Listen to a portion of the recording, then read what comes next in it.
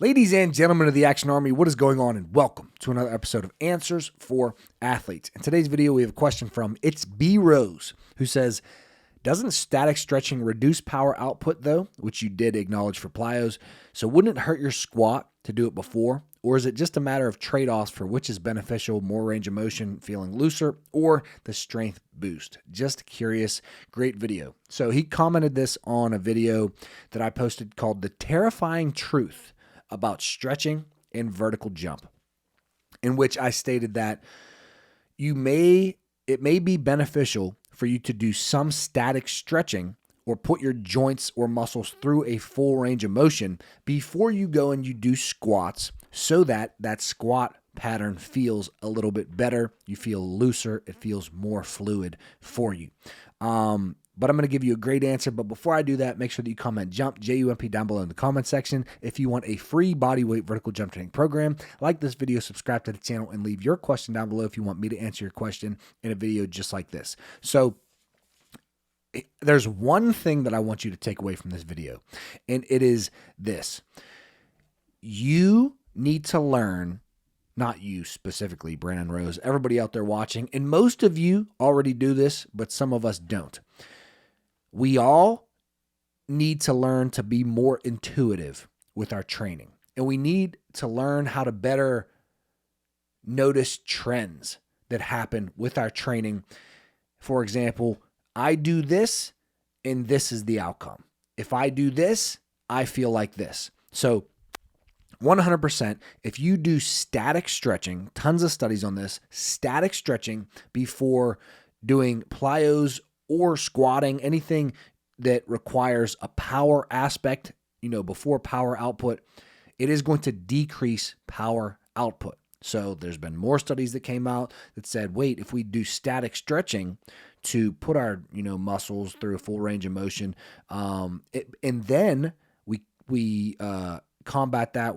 In addition to that, we do a dynamic warm-up after the static stretching, then it tends to not decrease power output, and we're fine. Here's what I want you to get from this. You need to learn to be intuitive, and you need to do what feels best for you. And I'm going to give you some examples of things that I do that some of these are against the literature, but they feel the best for me. So, number one, some of these that I do, they are, recommended. But number one, isometrics before a game. I know that if I do isometrics before I play basketball, then the next day my knees are going to feel better than if I hadn't done isometrics. I don't have any knee pain anymore at all. I actually sometimes try to get knee pain so I can keep experimenting, which is super freaking weird. But I literally have no knee pain anymore. But back when I did, I noticed that isos before a game helped my knees feel better. Whereas if I didn't do isos before my game, I did have a little bit of a residual effect. And the next day or the next 2 days, my knees hurt a little bit more. Isometrics before jumping. I have noticed, I have become intuitive about this part of my training, that if I do isos before I do any dunks or approach jumps or vertical jumps, that my performance is decreased, right? So isos before jumping decreases my performance personally. It might not for you. The time in between, if I do isos, then I give it a good 5 to 8 minutes and then I jump, my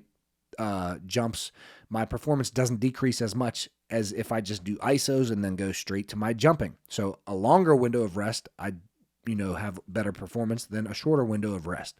If I sprint before I jump, I don't jump as high. If I do isometrics twice a day, my knees feel worse. Get that. So there's tons of coaches and trainers and research and really high level scientists and sports scientists who say that multiple sessions of isometrics per day, 2 to 3 times per day, 6+ hours apart, are going to be very beneficial for your tendons.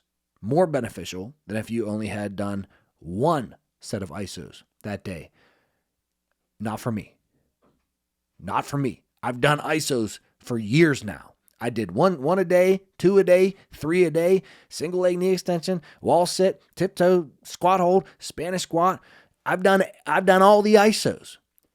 ISOs more than once a day hurt my knees, make my tendons feel worse than if I just do once a day.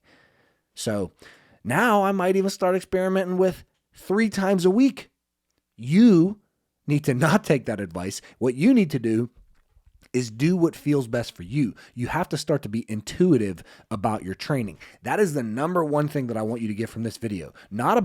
It's not about should I stretch before I squat? Should I not stretch before I squat? You need to figure out what works best for you. So for me, I don't stretch before I squat, but I do some mobility before I squat. I feel better when I do some hip mobility before I squat, when I do some ankle mobility before I squat. And I just put that into a quick routine really quick. I just do some squat mobility, some ankle mobility. It's like 30 to 45 seconds. And then I do that, and then I do my squats. And then I do that, and then I do my squats. So I tend to do that before every set of squats, unless I'm doing like 10 sets of 3 or something like that. But like the first 3 or 4 or 5 sets, I do some mobility first. If you do static stretching and you feel better when you do your squats, that might be more beneficial than the power output that you're going to get from the squats. So, because if you're stiff and you don't feel good when you're doing your squats, then you're not going to have a good squat anyway. Your power output isn't going to be great anyway. So that's really what I want you to get from this video is you need to be intuitive. You need to start noticing trends. If doing some static stretching helps you feel better for squats, do that. If doing static stretching, then some mobility or then a dynamic warm-up helps you feel better for squats, then do that. If doing, the best thing probably to do be do your warm-up and then do some warm-up sets of squats, like deep range of motion warm-up sets of squats. Get your mobility work that way as you strengthen and as you warm up through the squats. So warming up through the movement is very, very beneficial for a lot of people. I think you should always warm up through the movement if it's the first movement of the training session, first main movement. Anyways, at this point, I am yapping, so I am done. I love you all. Thanks for the question. Hopefully I didn't just waste your time. Like this video if you like it. Subscribe to the channel. Comment your question down below if you want me to yap about your question in a video just like this, and comment jump for a free bodyweight vertical jump training program. But I will see you guys tomorrow at 9 a.m. Eastern Standard Time. Peace.